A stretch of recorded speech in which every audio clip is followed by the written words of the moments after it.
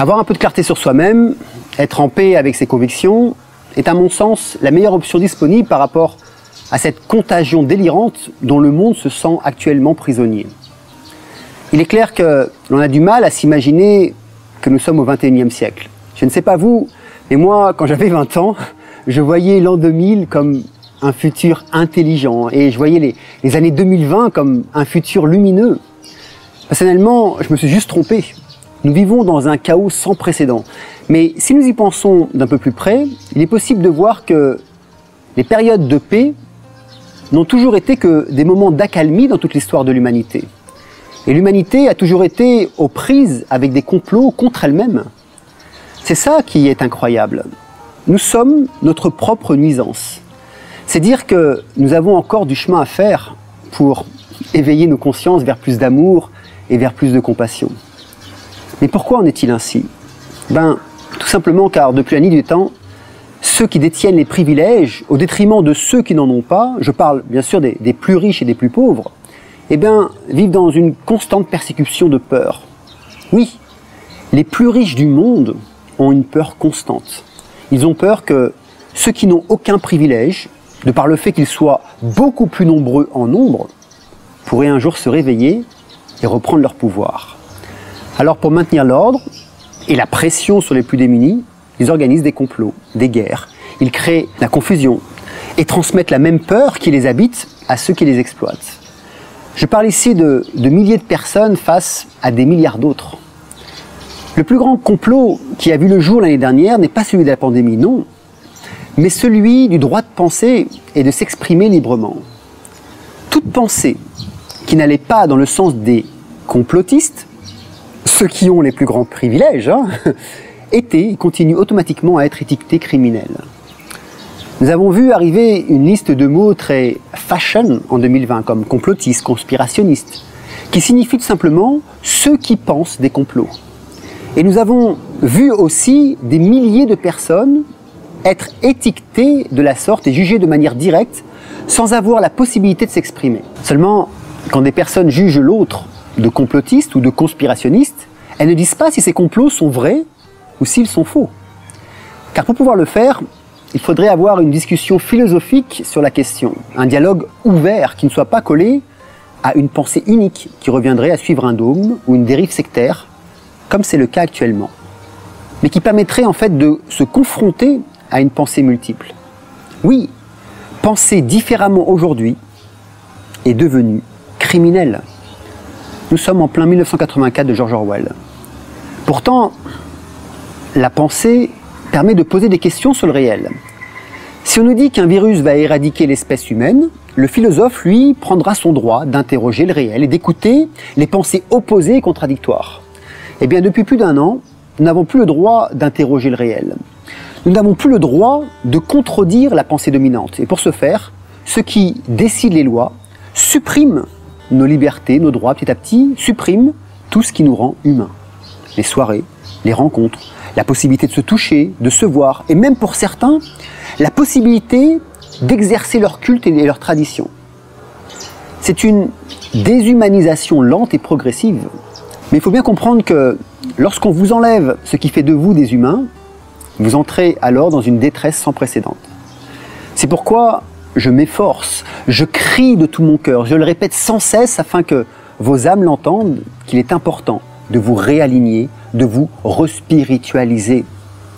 Il est essentiel de prendre conscience que nous vivons dans un totalitarisme, car l'opinion du peuple et son consentement à l'élaboration des lois et des modes de vie, eh bien, ça n'intéresse personne. L'État aujourd'hui décide pour vous, décide pour vos enfants, décide pour vos soins, décide si vous pouvez aller voir quelqu'un et quand vous pouvez aller le voir. L'État décide aussi maintenant quand vous pouvez entrer et sortir de chez vous. L'État pense pour vous. Et je ne sais pas si vous êtes rendu compte, mais petit à petit, l'État s'introduit de plus en plus dans votre intimité. Alors comment est-ce possible? Tout d'abord, de tout temps, il y a eu de la manipulation de masse pour les raisons que je vous ai expliquées au début de cette vidéo concernant la peur des dirigeants. Ensuite, il n'y a aucun homme vertueux et éclairé au pouvoir, enfin presque. Cette prise de conscience doit nous amener toutes et tous à ne plus élire absolument plus de personnes non vertueuses. Et s'il n'y en a aucune, alors à ne plus voter du tout. Et pour finir, c'est qu'aujourd'hui, pour la première fois dans l'histoire de l'humanité, la manipulation de masse utilise des techniques de propagande très stratégiques. Et ceux qui mettent en place ces stratégies, ont une connaissance humaine, psychique, très élaborée. Celui qui contrôle vos pensées contrôle votre vie. Eh bien, le plus grand complot de tous les temps, c'est celui-ci.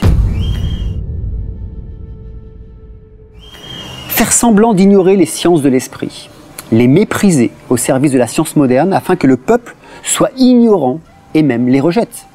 Montrer du doigt des sages, des êtres de lumière et les étiqueter de gourous, de personnes dangereuses.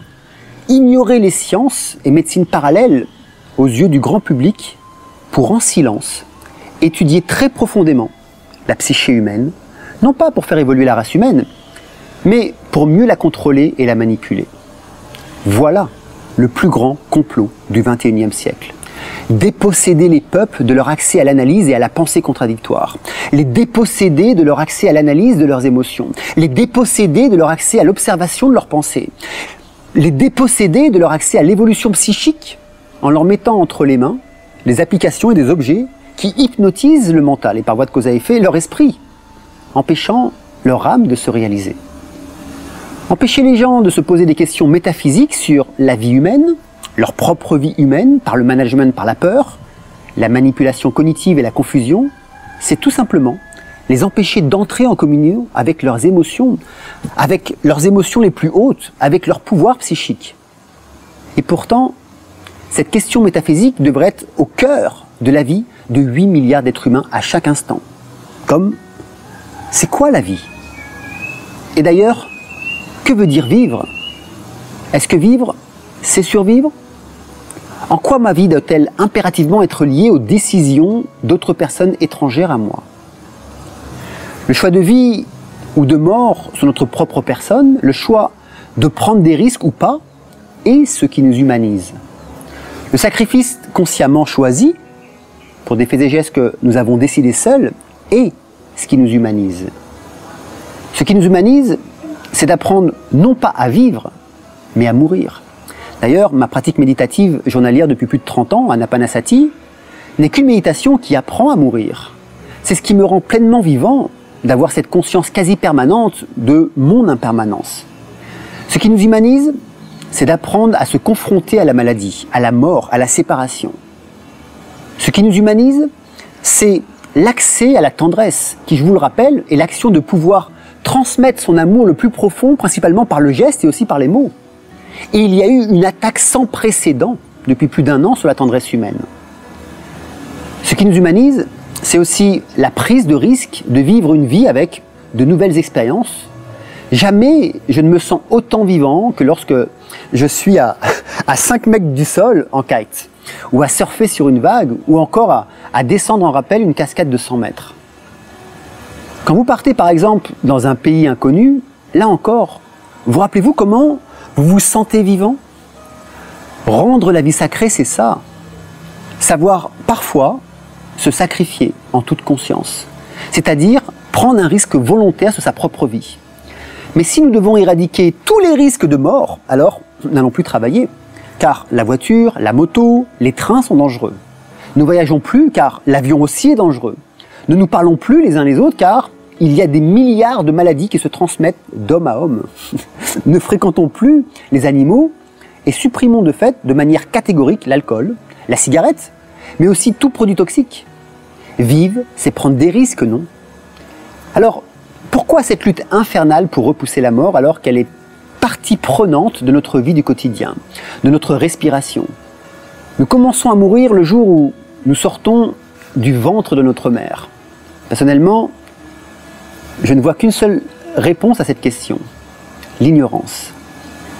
La vie est sacrée, car la mort est mystérieuse. Si nous vivions éternellement dans le même corps pendant 500 ans sur cette terre, nous nous ennuierions à mourir. La vie est sacrée, mais pas la survie. La vie est sacrée quand elle est vécue dans son ensemble, avec une vie spirituelle qui puisse mener la danse et qui je dirais, soit partie prenante de 80% de notre temps sans être bridée ou contrôlée.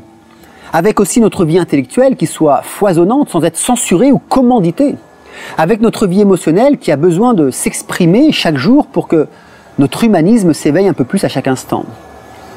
Nous sommes bien loin de la simple vie biologique qui, comme le dit un slam de Grand Cœur Malade... Tais-toi et bouffe. Oui, tais-toi et bouffe. Voilà ce qu'on nous demande. Je dirais même plus, tais-toi, travaille et bouffe. Ce que nous devons et pouvons faire là maintenant et pour les 10 ou les 20 ou les 30 prochaines années, c'est commencer à nous unir. Mais pour ça, chacun d'entre nous doit d'abord affronter ses propres peurs et ses propres limitations. Car un changement de paradigme, c'est une révolution spirituelle. Et la première révolution que chacun doit faire est bel et bien à l'intérieur de soi. Il n'y a que lorsque vous serez clair avec votre philosophie de vie actuelle et future, que lorsque vous serez clair avec les principes constitutifs du système dans lequel vous vivez, que lorsque vous aurez découvert et touché vos limites, que vous pourrez enfin agir. Alors, je vous invite à élargir vos pensées. L'humanité a une histoire magnifique. Elle a aussi de grandes figures qui ont marqué l'histoire, des héros, des sages, des révolutionnaires, des clairvoyants. Prenez l'exemple sur eux, identifiez-vous à celui ou à celle qui vous porte le plus pour reprendre en main vos pensées, pour reprendre en main votre philosophie de vie, pour reprendre en main vos projections du futur, votre recherche spirituelle. Car je le répète, pendant toutes les années où les médias et les États ont méprisé les recherches sur le psychisme, vous faisant croire que c'était de la supercherie, ils se sont formés à ces facultés mentales pendant ce même temps. Ils les ont étudiées profondément pour les utiliser non pas à bon escient, comme certains d'entre nous le font, mais à mauvais escient, contre le peuple. Car oui, plus vous travaillez sur votre psychisme, plus vous développez des facultés particulières. En 2020, le champ de pensée collectif et individuel a fortement été restreint. Maladie, mort, contamination, peur. Je vous invite aujourd'hui à rouvrir ce champ, à ce qui vous rend humain, aux forces divines en vous, à vos qualités psychiques supérieures et à ne jamais, jamais les refermer. C'est ce qui vous rendra vraiment humain. Sinon, vous resterez à l'image d'une machine programmable à souhait. Alors, pour conclure, je vous pose une question hautement philosophique. Jusqu'où êtes-vous prêt à perdre votre humanité ?